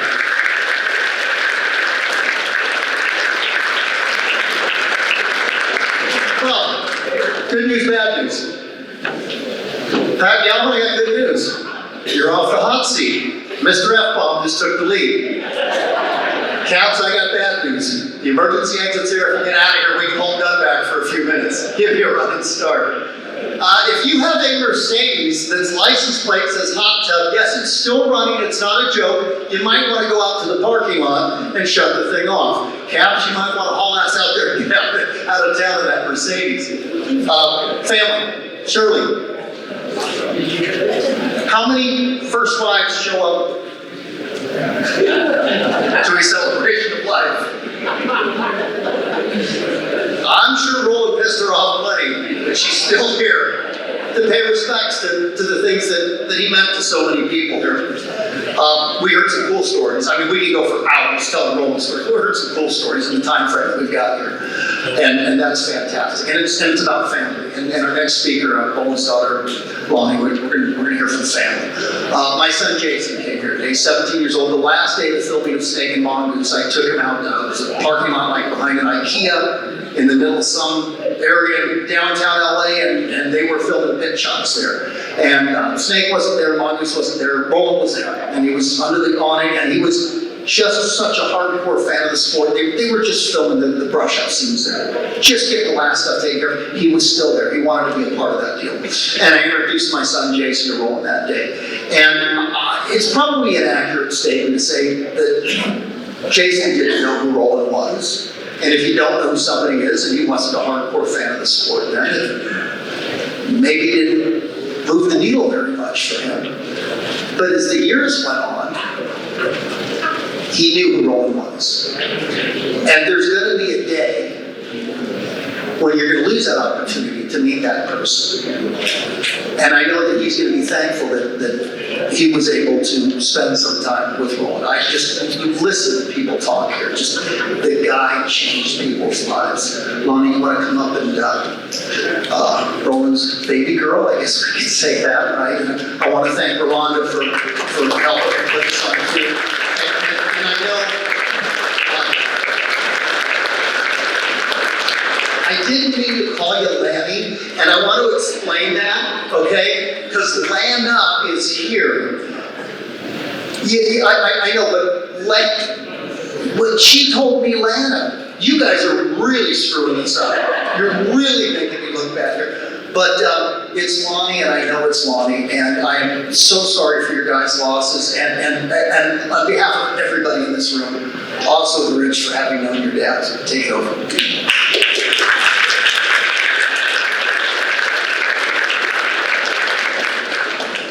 My name's Donnie, and this is my sister Rolanda. We're Roland's daughters. We want to thank you all for coming today. This is really unbelievable, and I know my dad will be just, what did he say, Mama? What did I do to deserve all this? This is amazing. We want to thank everyone for being here on behalf of our family. We know people have traveled very far, all of our relatives from Hawaii, people from Wisconsin, Indiana. Thank you so much for coming. We'd like to thank the Lions Museum for having this event here. This is just an unbelievable venue. My dad would be blown away by the cars, just everyone being here. Thank you to Lana Chrisman, Executive Director of the museum, for coordinating all this for us. We would not have had this event without her. Jeff Beckman, you were incredible. I'm a fan. It's pronounced Jacques. You play that game with me? You were one of my favorites. Brian Caps, of course. Donnie Couch, Mike Dunn. Mike Dunn took me to Laker games when I was a kid, and him and his friend Greg, I think they just took me to pick up girls. I was probably in town at the time, but I became a huge Laker fan after that. Pat Galvin, Gibbs, Larry Reyes. I don't know if Phil Burgess is here. He is. Yeah, right here. Phil Burgess, I think he went to our high school, my sister's. That's for And if I may say something, Phil, I'm sorry to put you on the spot, but stand up. Phil is the longest running editor at National Dragstrip. And Phil does the most wonderful eulogies, which is a tough job because we've lost some huge people over the last 20 years. Phil always does a wonderful service for them. And thank you, Phil, for everything that you do. And thank you to all the speakers here today. And it has meant so much, the memories, and just my dad loved all of you. Your words just bring so much comfort to us. So thank you so much. To Dawn, Lynn, and Donna Prudhomme. My dad passed on December 29th. You guys were there day one. The last 3 months have been incredibly difficult, but you guys have made it so much more bearable for us. And Dawn, I'll tell you, I live in Philadelphia now. My husband and my family, we've been there for 8 years, and over the last 3 years, when my dad's health was declining, it was Dawn, Lynn, and Donna Prudhomme who would call every day. And when I would text my dad, he's like, I gotta get up the phone, Prudhomme's calling, or Prudhomme's picking me up for lunch, whatever it was. And that friendship, you were the epitome of a true friend, a ride or die. And my dad loved you so much. Thank you. So my sister and I wanted to share a little bit of our dad as a father, as a grandfather. Most of you knew him as a drag racer, tuner, the Hawaiian, but to us he was just dad, pop, and grandpa. We gathered tonight, my sister and I find ourselves encapsulated by an array of emotions. We're so grateful for these moments, but this grief intertwined.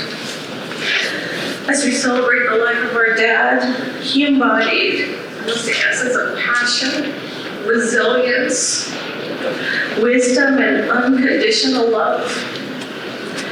When we reflect on his life, I'm reminded that each of us carries a narrative shaped by the influence of those who came before us. And tonight we just want to share a little bit of what our dad, what his narrative was and what he brought to us. Clearly, anyone that knew our father, that he lived by his own rules. He made the rules. We often wondered how a Chinese Hawaiian man who was married with 2 kids by the time he was 24 was able to live out this extraordinary life with his passion for racing while being a loving, supportive father and grandfather. Dad was lucky. He found racing as a teenager. He would tell us that he walked down the hill from his house and he'd hang out at the local gas station, and that's where it all started.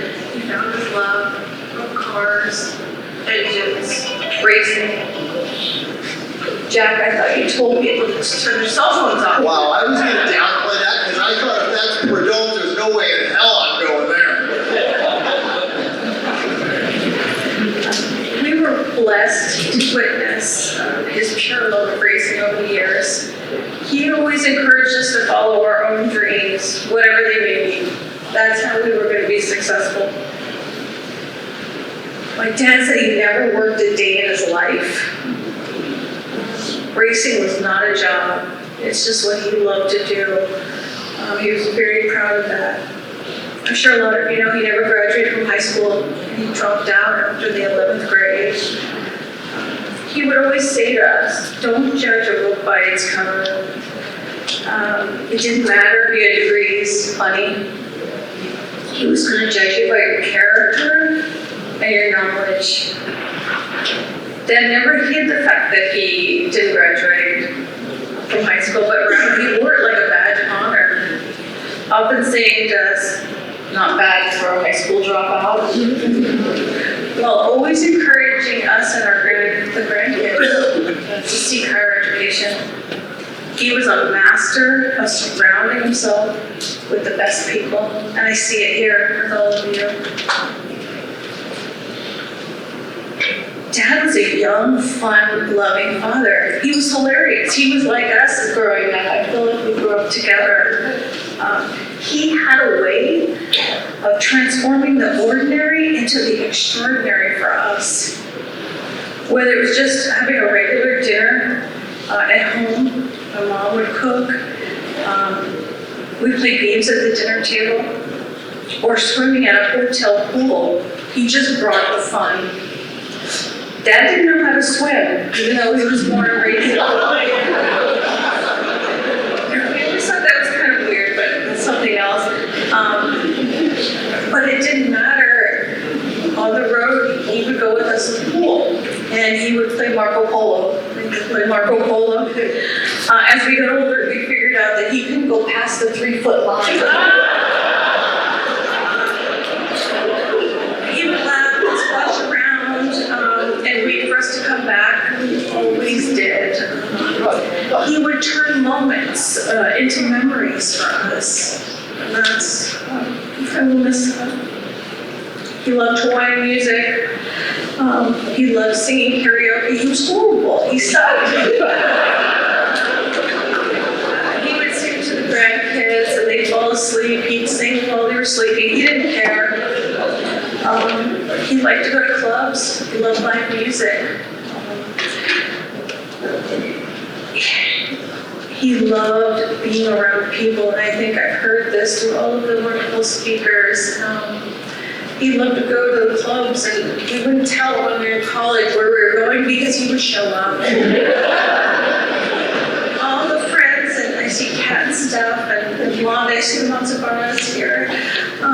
He would always want to be around these young kids, and he would buy the drinks so they would bring him. But as we grew up, Dad was firm in his principles. He was supportive as we began to seek our own way. You'd think he'd be judgy, but he was never judgy with us. He was always a sounding board, ultimately leading us always to make the decisions in our lives. He was a family man first and foremost. Racing was, always his passion, but he always loved his family.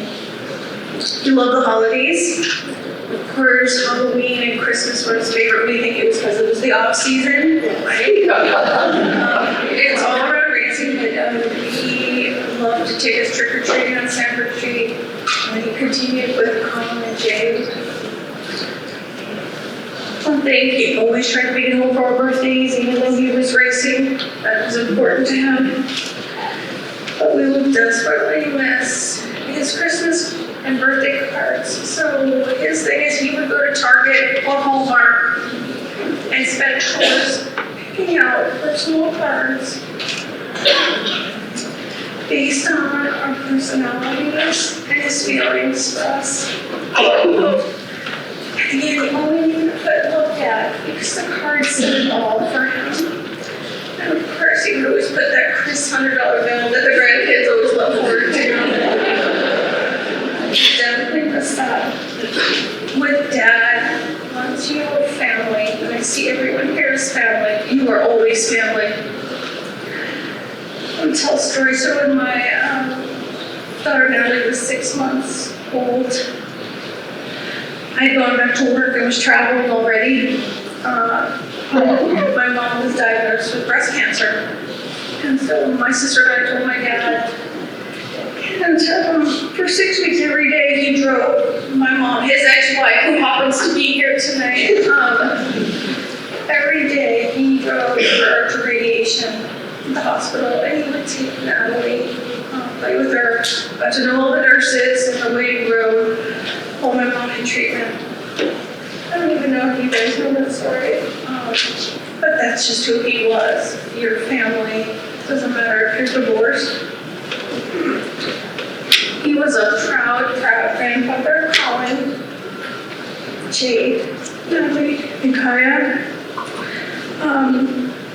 He went to basketball games, he went to swim meets, hula performances, and even horse riding lessons in Pennsylvania just for these kids.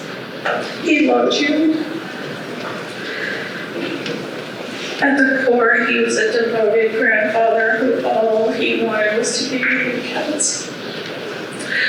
Colin Jade reminded me that Grandpa used to pick him up at daycare, preschool, and elementary school in his cherry apple red Corvette. I believe this was probably illegal. They're in the front seat with no seatbelts, so there probably wasn't a sheriff. But again, Dad, he had his rules. He made them up. He also let Colin host his prom party at his house, under the condition that he could hang out for at least 30 minutes. Dad loved to share his passion for racing with you kids. He would take them to the track, just the way he used to do us as kids. And he would take them around to all the different trailers, all of you guys as well, to get pictures and autographs and look for food, snacks. But he just loved you guys being around them, and his most favorite memory was just this recently in August of 2022, when we were all there, when he was inducted to the Hawaii Hall of Fame. It meant the world to him that you kids were there, and then all of you were there as well. I just want to say in closing, Dad, thank you for every sacrifice, every lesson, every memory, just every moment of pure joy. To be his daughter was just, we're just so thankful. We are who we are because of you. Check. That's Bob Brown. He gets a pass, he's in the Hall of Fame. Although you left the physical world, your essence will guide us forevermore. We see you in our children, Dad, and you have given us so much, and we are eternally grateful. As always, he's always said, you can now rest. He's earned it. Thank you.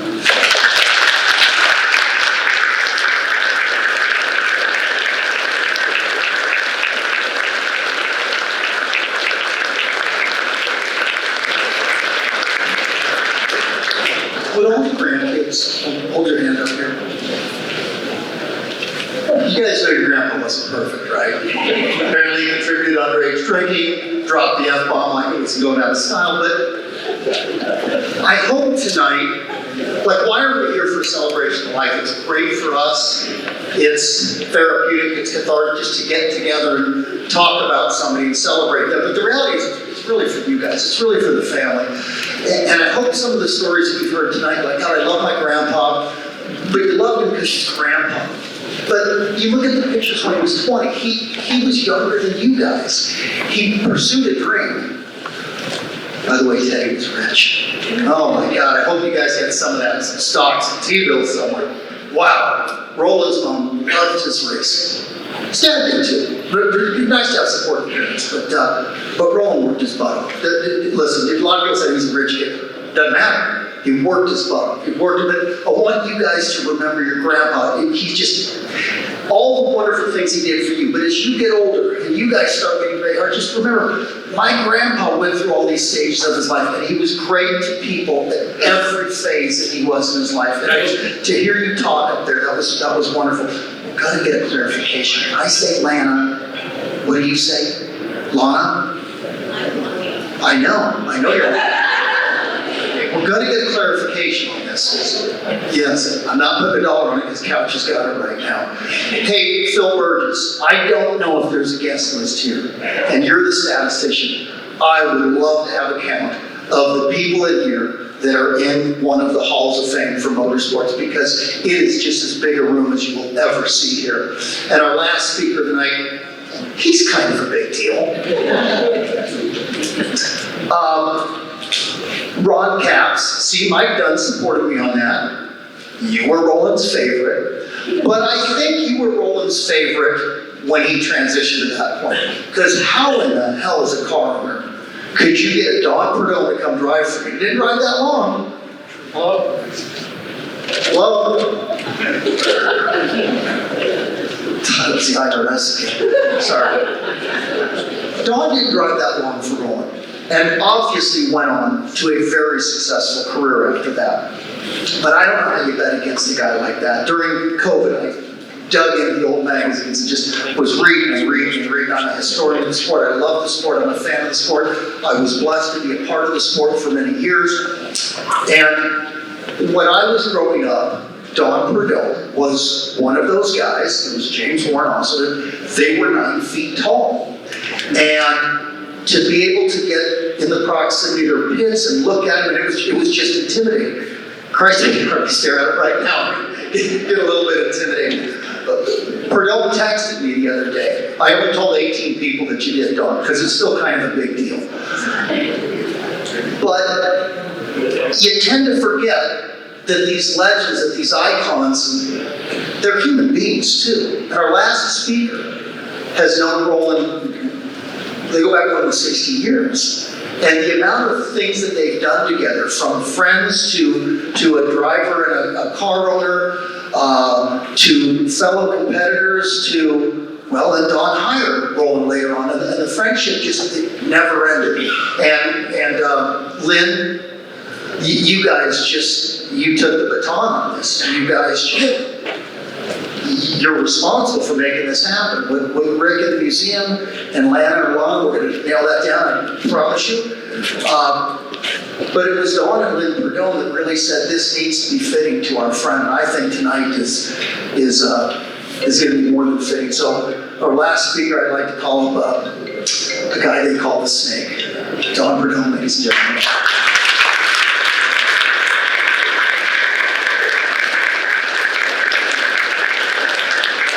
So when Don asked, how long should I talk for? You're Don Prudhomme, Don. Yeah. We got till midnight.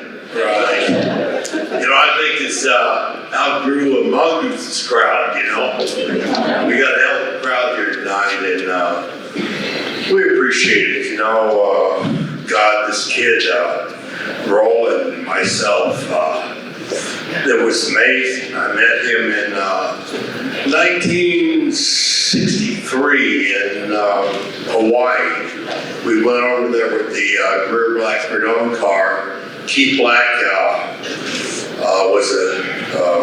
he built engines for Roland and his mom and his old dragster in Hawaii. And so we went over there, and I met Roland for the first time, and we just really hit it off, there's times you meet guys, you think that this guy's cool, or this guy isn't cool. But Roland was really cool. He actually took me under his wing in Hawaii and taught me how to eat sushi and things that I didn't normally eat. But we just were brothers, We just ended up that way. But one of the things I most admired about him through life was the love he had for his family.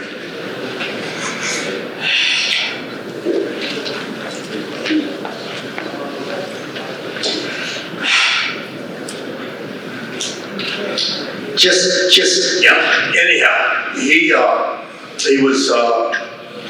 That was a super huge deal to him. Was his family, and racing was a big deal. But I made a few notes here, so I didn't. There's a guy in the room tonight by the name of Glenn Cromwell from NHRA, and he's here tonight with John Siragusa because NHRA had a lot of respect for Roland Leong, and I'm just so glad he's here. And everything went out, and Shirley, Roland's first wife, I got to see her the day before Roland passed. I went to the house, and I woke up in the morning, I said, I need to go see Roland.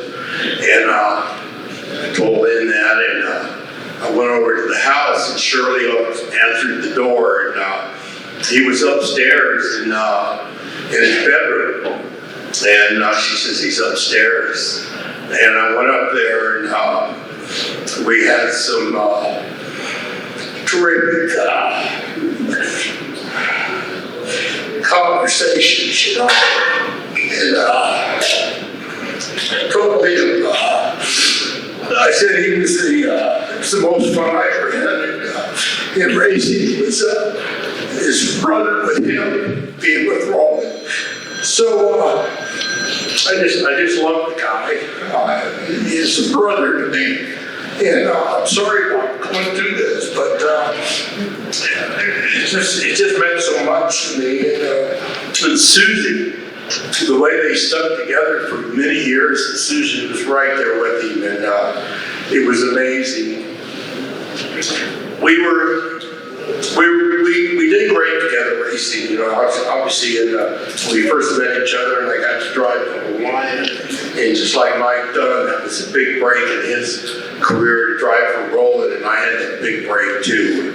Roland says, hey, I'm not going to drive this car anymore after crashing in Long Beach. And that's what's so fitting to be here for the Lions Dragstrip. This is where it all really started for Roland Leong and myself at Lions Dragstrip.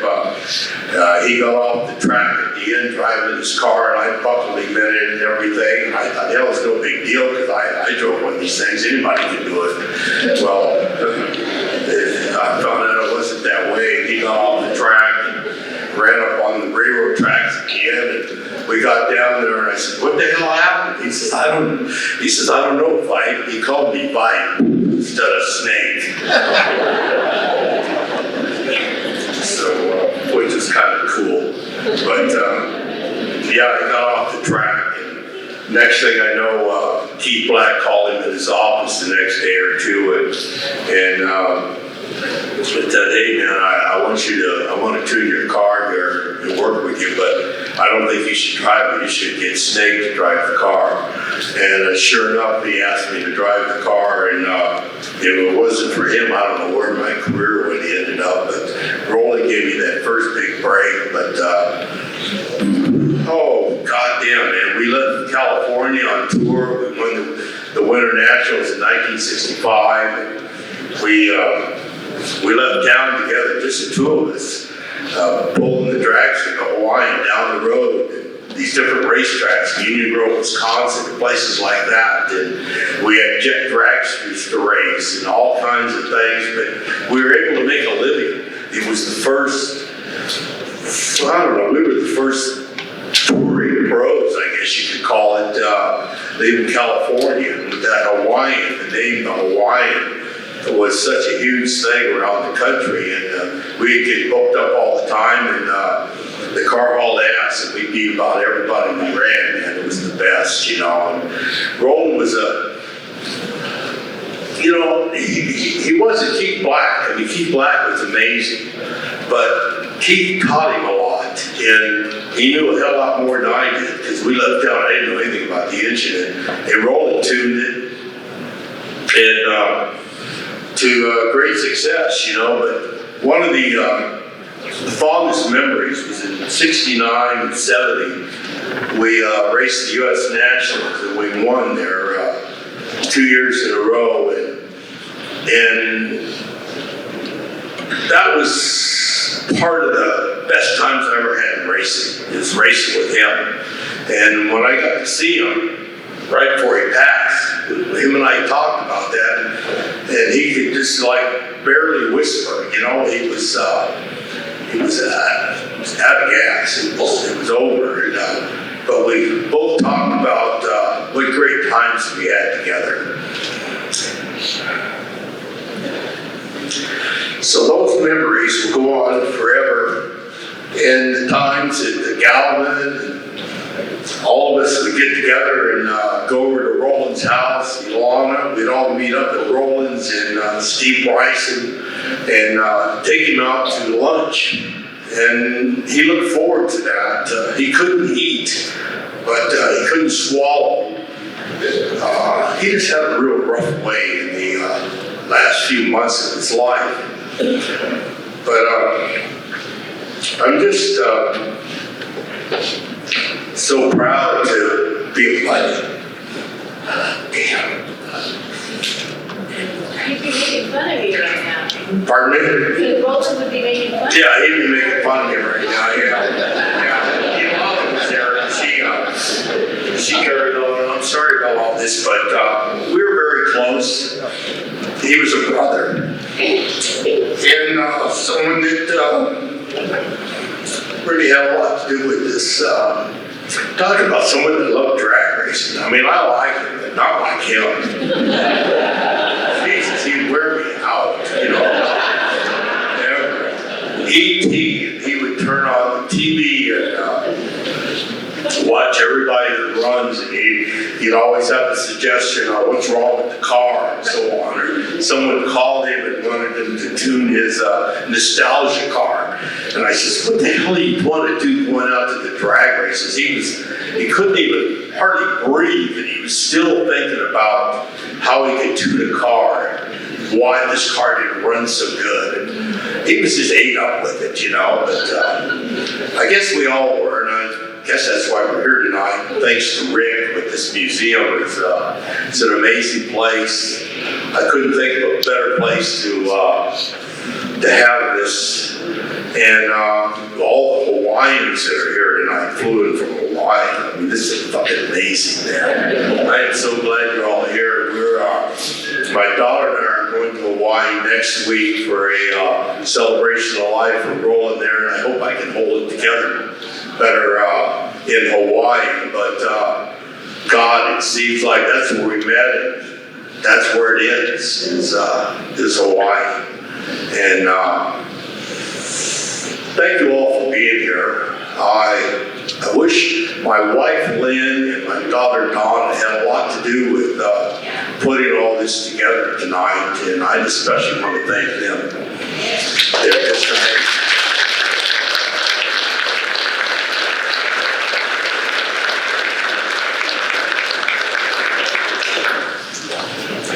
So, hell, I don't know, in closing, I just, oh God, you know, just to have a buddy like him was amazing. We would, I bet we'd talk at least once or twice a week. I'd go over to the house, and he was just a simple guy, you know. He would be a guy sitting in his chair with pictures all around him. You know, if you've never been to his house, it was like a shrine to him, you know. He was ate up with this drag racing business, you know. And it was fun to go over there and watch him and listen to him. And he loved Ron Capps. And, you know, I still think I was his best driver he ever had.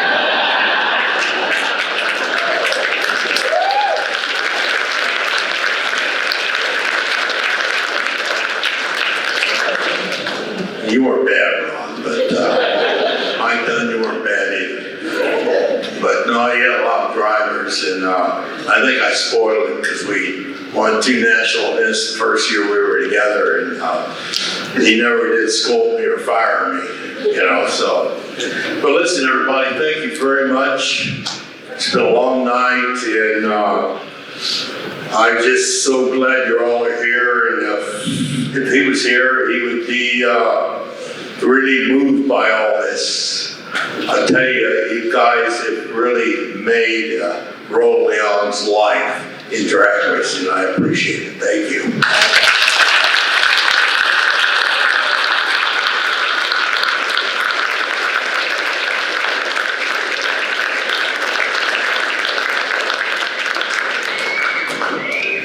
I think the last time Snake cried was the final round of Indy 1978. You were working on the other car that day, weren't you? You guys have to look it up. Phil wrote about it. On behalf of the Lions Museum and that lady that's Lana or Lana, we're gonna nail that one down soon. Learn some neat things tonight. Get your dad's sense of humor. It's fantastic. Roland loved cabs. Mike Dunn would like to love cabs. Somebody can have a Mercedes out of gas in the parking lot. And Donnie, we can wrap this up pretty damn close to 8:30. Guys, I think it was a memorable evening, and this is a gift to you guys from all of us for a man who changed many, many lives here. You guys enjoy your evening, and I hope we see you at the races this weekend.